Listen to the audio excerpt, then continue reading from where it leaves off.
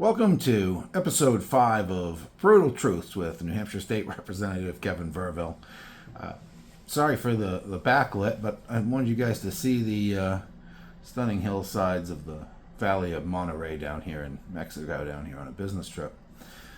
So we're going to talk about something a little bit lighter than usual this time. We're going to talk about what makes the New Hampshire State Legislature so interesting and so unique, and how it could save the federal government, how it could save Washington, D.C.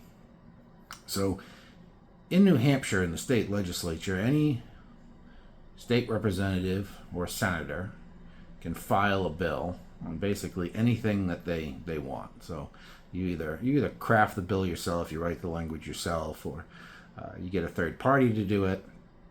But eventually that language gets submitted to the Office of Legislative Services, which is a bunch of lawyers that work for the state of New Hampshire, for the legislature specifically, and they craft that language into official bills that get filed.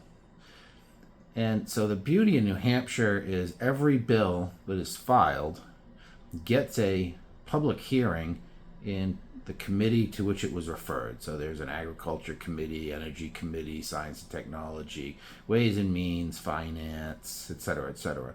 So wherever the education, wherever the subject fits best.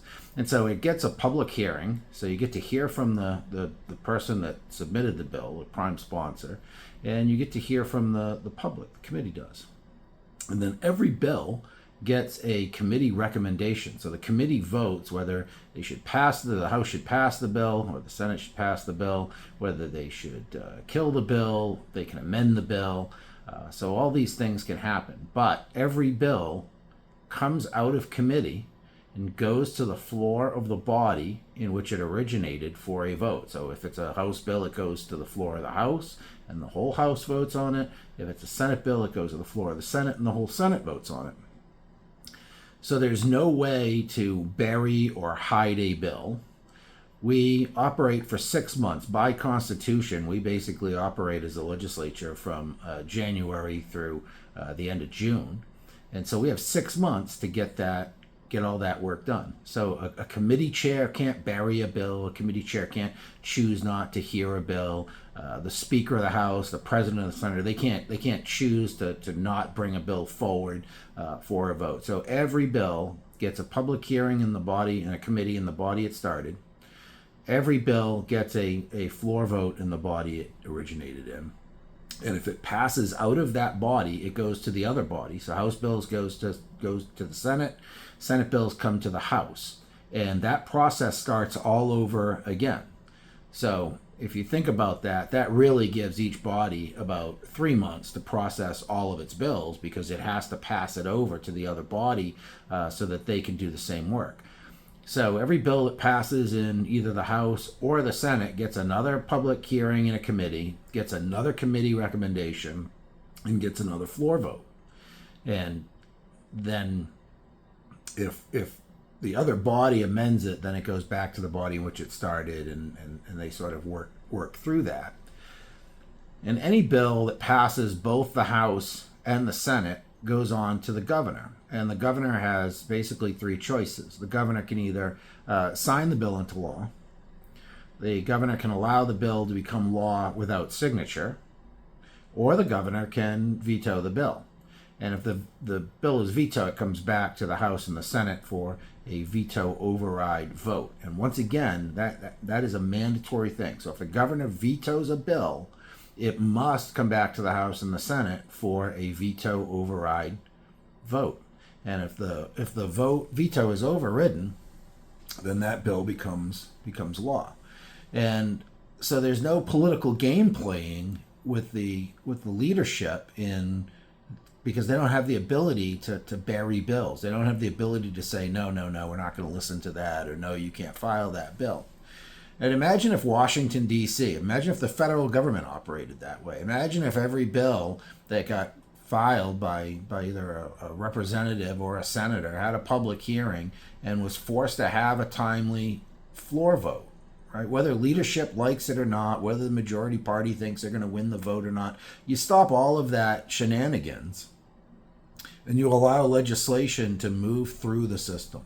And I honestly believe that if the federal government operated like New Hampshire does, we would have a much better functioning federal government. There's too much political game playing in D.C., and it's allowed by rules, and it shouldn't be. I mean, they get to make their own rules, so it is what it is.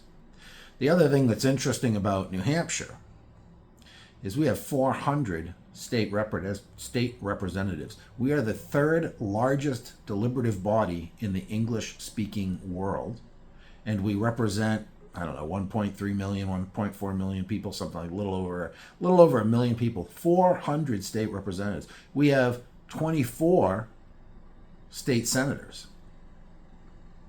We all get paid $200 a term. We have a 2-year term, and we get paid $200 minus taxes. So we're getting paid $100 a year minus taxes. Nobody in the New Hampshire state legislature is getting rich because they're in the state legislature. Well, I take that back. Actually, the Speaker of the House and the President of the Senate, because they're special, they're getting super rich. Instead of getting paid $200 for 2 years, they get paid, yeah, I know, right? $300 for 2 years. They get a 50% pay bonus just for being President of the Senate or Speaker of the House. It's unbelievable. But what are you going to do? You know, you can only keep this stuff bottled up. And there's disadvantages to that, right? Because it doesn't pay a living wage. It can't be your job. It's not your job. It's not your career. To be a legislator in New Hampshire is not a career. It is public service. It is volunteerism at its best. And so that skews our numbers, right? So we have a lot of retirees. We have a lot of independently wealthy. We have quite a few young people, more young people than you would think. People do make it work, right? I work a 40-hour a week plus job, and I've been able to serve for the last 10 years. So you can make it work. Can anybody serve? No, maybe not. Maybe your life circumstances don't allow it. But that's how it is with anything in life. So $100 a year is what we get paid. Imagine if we paid our congressional delegation, our congressmen and our senators, $100 a year to serve down in D.C. We might find that we get a completely different class of people that are trying to do things. I don't know if that would make it better or worse at the federal level, but I really believe it works to the benefit of the citizens in New Hampshire for sure.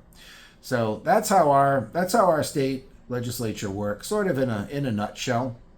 And it is it's fairly unique, and it is highly effective. It's a great little process. Anyway, thanks for watching. If you like the content, please hit like, share, subscribe, leave a comment if you want. Helps the algorithm, helps the channel grow if you're interested in these types of things. I appreciate your time. God bless. Take care.